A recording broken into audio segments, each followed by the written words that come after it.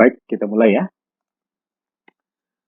Dengarkan baik-baik. Ini adalah materi visi dan misi bagian kedua sebagai tambahan penjelasan dari pertemuan sebelumnya. Ini adalah contoh visi dan misi organisasi yang saya sampaikan pada pertemuan ketiga. Silakan Anda baca kembali dan perhatikan apa bedanya antara visi dan misi. Saya bacakan kembali ya. Mewujudkan generasi muda yang tangguh, mandiri, terampil, dan berakhlak mulia. Jadi sekali lagi, mau dijadikan apa organisasi ini di masa yang akan datang? Nah, untuk cita-cita perlu dilakukan langkah-langkah dalam bentuk rencana, program, atau kegiatan secara makro yang dikemas dalam bentuk kalimat per kalimat yang disebut misi.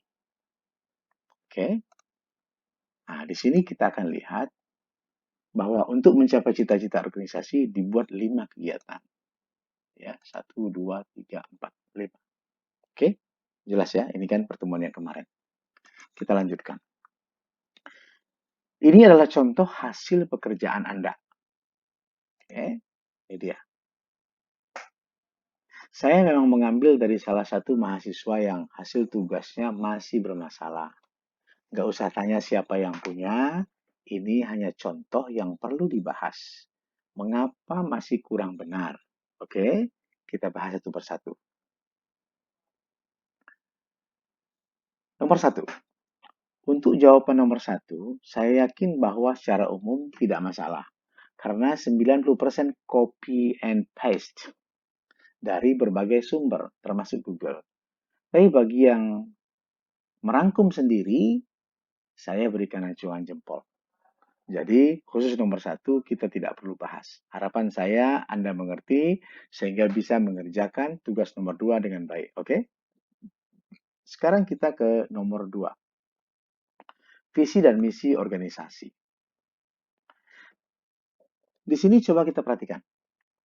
PT Organisasi Sosial. Ada dua organisasi, yaitu PT dan yang satu lagi organisasi sosial. Dalam hal ini, saya menganggap itu salah ketik dan yang benar adalah organisasi sosial. Sepakat ya?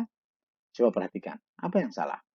Pertama, kalimatnya terlalu panjang dan tidak jelas alias tidak bisa dimengerti bagi yang membacanya. Kedua, cita-citanya tidak terfokus pada satu objek. Harusnya bersifat umum. Di sini ada dua cita-cita, yaitu peduli terhadap lansia miskin dan siswa berprestasi. Apa memang hanya itu? Kalau iya, buat kalimatnya menjadi sebagai organisasi sosial yang memiliki kepedulian terhadap para lansia miskin dan siswa miskin berprestasi. Mungkin itu pendapat saya. Ya. Sekarang kita lihat misi yang dibuat. Bagaimana menurut Anda? Mungkin sedikit bisa kita terima, tetapi secara umum masih belum tepat. Harusnya dibuat kalimat per kalimat, kegiatan per kegiatan. Ini ya itu masukan saya. Satu, menyelenggarakan kegiatan pengabdian pada masyarakat. Dua, mengadakan pelatihan-pelatihan motivasi.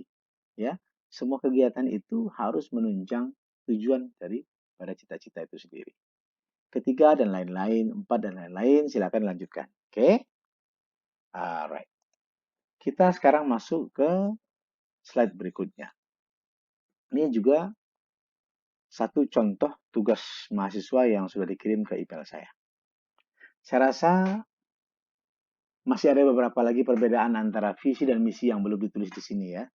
Tapi tidak perlu kita bahas karena yang penting adalah Anda mengerti tentang perbedaannya dan dapat membuat visi dan misi dengan benar. Kita langsung saja ke visi dan misi sekolah menengah atas yang dibuat di sini. Secara umum, sudah benar.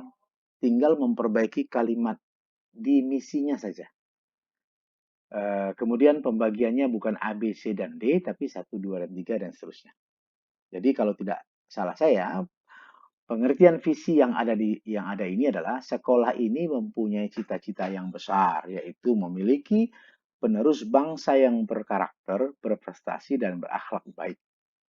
Nah, untuk menunjang itu, sekolah membuat beberapa program dan kegiatan yang mengarah pada tujuan dan cita-cita organisasi. Jelas ya? Oke. Kita lanjutkan pada slide berikutnya. Pada slide ini, saya memberikan contoh visi dan misi sebuah perusahaan otomotif. Di sini kita lihat visi dan misi PT Indomobil Sukses Internasional. Nah, ya kita lihat satu persatu. Ini visinya, ini misinya. Ada 3 visinya. Di sini jelas sekali bahwa perusahaan ini ingin menjadi perusahaan otomotif handal dan terpercaya di dalam negeri. Coba kita perhatikan. Ada berapa perusahaan otomotif yang ada di Indonesia? Pasti mereka berkompetisi satu sama lain. Atau bersaing satu sama lain. Perusahaan otomotif lain juga punya cita-cita. Kita tidak tahu apa cita-citanya, tapi pasti semua ingin menjadi yang terbaik, ingin menjadi yang terhandal, dan ingin menjadi perusahaan yang terpercaya di dalam negeri maupun di luar negeri.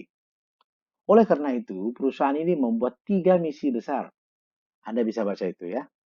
Saya analogikan saja. Maksud saya, kalau Anda punya cita-cita untuk menjadi juara, atau mau lulus cum laude dengan IPK 4 dari Pelita Indonesia, tentu Anda harus berusaha dan tidak main-main.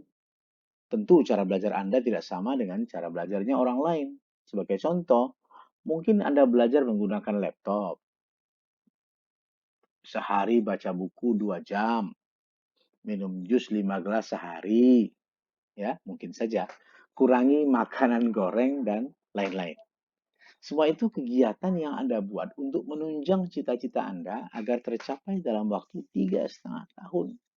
Selesai kuliahnya. Dan cum laude. Ya, itu hanya contoh saja. Oke? Itu contoh bagaimana membuat misi untuk menunjang visi. Oke ya? Oke, kita lanjut ke slide berikutnya. Ini Bank Mandiri. Kita lihat visi dan misinya.